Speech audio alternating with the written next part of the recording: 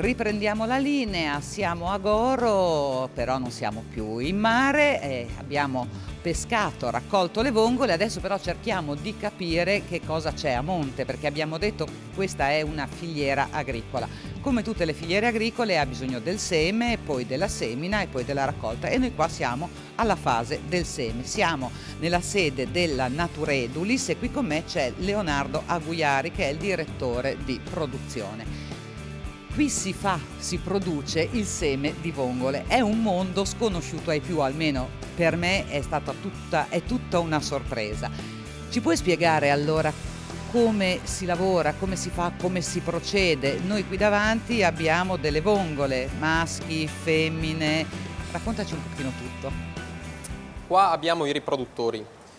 Li selezioniamo in base al colore o alla taglia e agli esemplari più performanti nel corso degli anni. Stanno all'incirca un mese a nutrirsi rimanendo nelle condizioni ottimali di temperatura e di chimica dell'acqua, di parametri chimico-fisici dell'acqua, finché non raggiungono la maturità per emettere le uova, in caso che siano femmine, oppure gli spermatozoi nel caso siano maschi. Quindi le vongole ci sono i maschi e le femmine, però non è sempre così.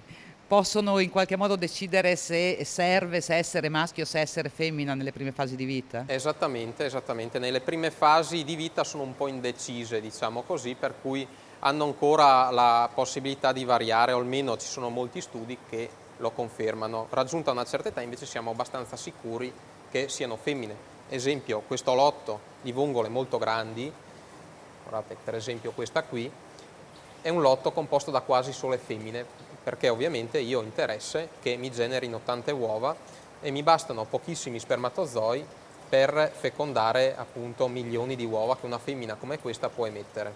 Con milioni di uova, ma davvero c'è un modo di dire o le cifre sono queste? No, in media una femmina emette 5 milioni di uova a esemplare e a emissione. E a emissione, e l'emissione è una volta, due l'anno? Una femmina in media la facciamo emettere 2 volte all'anno, poi le lasciamo un po' di pausa perché lo sforzo è abbastanza.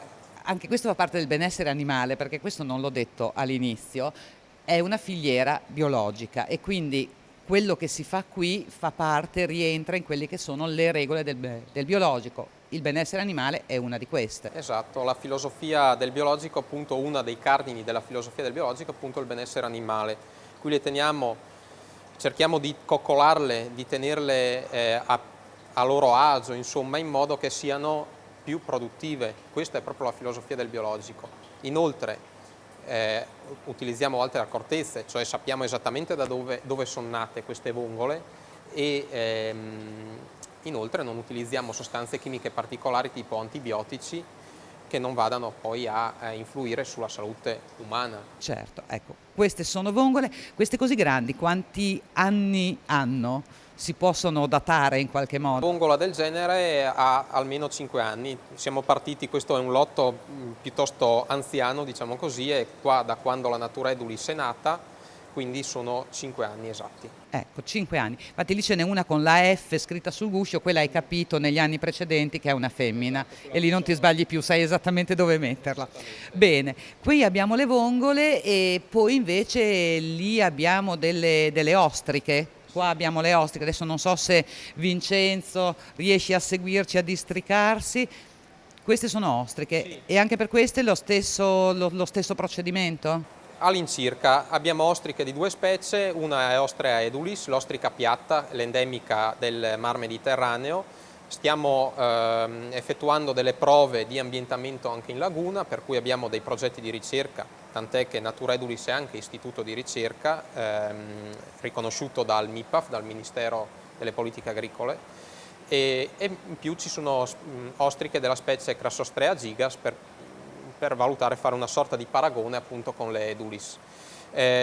L'Ostrea edulis ha una particolarità, non emette le uova da cui si sviluppa la larva, emette direttamente la larva, quindi la femmina mantiene nella propria cavità palleale, nel proprio mantello, mantiene le uova e le larvette per un certo periodo di tempo, le culla e partorisce direttamente le larve. Ecco. Invece questo è un passaggio che nelle vongole non avviene. E infatti dopo che sono state fecondate le uova si tratta di raccogliere le larve, che detta così, ma sono veramente piccolissime. Esattamente, perché l'uovo appena emesso ha una dimensione di circa 50 micron. Se pensiamo che un capello ha un diametro di 100 micron, Cioè mezzo capello. esattamente, vuol E come fate a dire raccoglierle?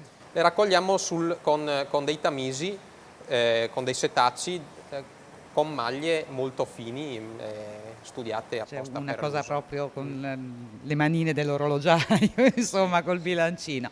Dopodiché cosa succede una volta raccolte? Una volta raccolte, trasferiamo le larve o le uova, nel caso delle vongole, in questo tipo di contenitori a tronco di cono, dove gli animaletti appena nati soggiorneranno per almeno 14 giorni. E qui sono, in realtà sembra polvere, sinceramente che possa diventare una vongola in futuro, ti credo sulla parola, però proprio non assomiglia neanche lontanamente. Quindi qui restano 15 giorni e crescono anche tutto sommato velocemente, considerato da dove partono. Sì, dopo le 2 settimane di fase pelagica, quindi in cui appunto la vongolina nuota, raggiungono una dimensione attorno ai 150-200 micron, quindi pensiamo 50-250 micron 200 micron in 14 giorni, è un passo Sì, vuol dire che cresce di 4 importante. volte, Sì, insomma. sì, sì, è un passo molto importante per loro, perché la fase di metamorfosi in cui appunto smette di nuotare, finiti questi 14 giorni, è molto delicata, perché ha avuto questo crescimento rapidissimo. In quella fase cambiano proprio gli organi, per cui quelli che le permettevano di nuotare diventano quelli che invece le permettono di insediarsi e di infossarsi sul fondo, sulla sabbia. Voi fate un lavoro molto particolare e sono davvero poche le realtà che hanno questo tipo di attività in Italia. Come mai? Perché qui a Goro una realtà come questa? Una realtà come questa si è dimostrata importante negli ultimi 5-6 anni, perché il banco di vongole veraci naturale, che quindi si era sviluppato a partire dall'86, dagli anni 90, in questi ultimi 5-6 anni ha smesso di essere così produttivo come era un tempo, per cui alcune cooperative della zona hanno cominciato a tornare all'origine. Questo centro era di fondamentale importanza appunto all'inizio degli anni 90, dopodiché la vongola ha preso piede fuori in laguna e non c'è stato più bisogno, insomma. Certo. E invece adesso è fondamentale perché sennò non ci sarebbe il seme per sostenere quelle che sono poi le esigenze del mercato. Sì, per almeno queste 3 cooperative del Consorzio Filiera Gorino è così. Altre ancora riescono a emanciparsi in questo tipo di situazioni, però purtroppo nella fase di cambiamento soprattutto climatico che stiamo attraversando negli ultimi anni, la natura è diventata abbastanza imprevedibile. E quindi insomma adesso per fortuna che c'è una realtà come questa. Ma in tutto questo periodo, e adesso io mi sposto, oggi Vincenzo lo facciamo impazzire, volevo raggiungere quei tuboni, li chiamo così, mi vergogno un po', però che sono là alle nostre spalle. La sensazione è da fantascienza. Sono questi? A che cosa servono? Questi contenitori, che si chiamano fotobioreattori, un nome abbastanza impegnativo, contengono il cibo delle vongole, è esattamente ciò che mangerebbero in natura, coltivato però in grossi volumi appunto per sostenere la produzione. Quindi sono alghe qui dentro che cambiano perché sono di diversi colori, quindi è alimenti diversi. Esatto, cambia la specie di microalghe e anche la densità cellulare. Noi le mischiamo per bilanciare i giusti componenti nutritivi, le giuste componenti, esatto. E le nutrite, cioè loro devono vivere in un'acqua che contiene queste microalghe. Non è che gli si dà da mangiare una volta ogni tanto, viene mantenuta con continuità come se fossero in mare, insomma. Sì, sì, serve la giusta densità microalgale, in modo che, dato che sono dei filtratori obbligati, quindi gli organi che permettono a loro di filtrare e quindi di nutrirsi sono gli stessi organi che permettono alla vongola di respirare, per cui un troppo alimento le soffocherebbe.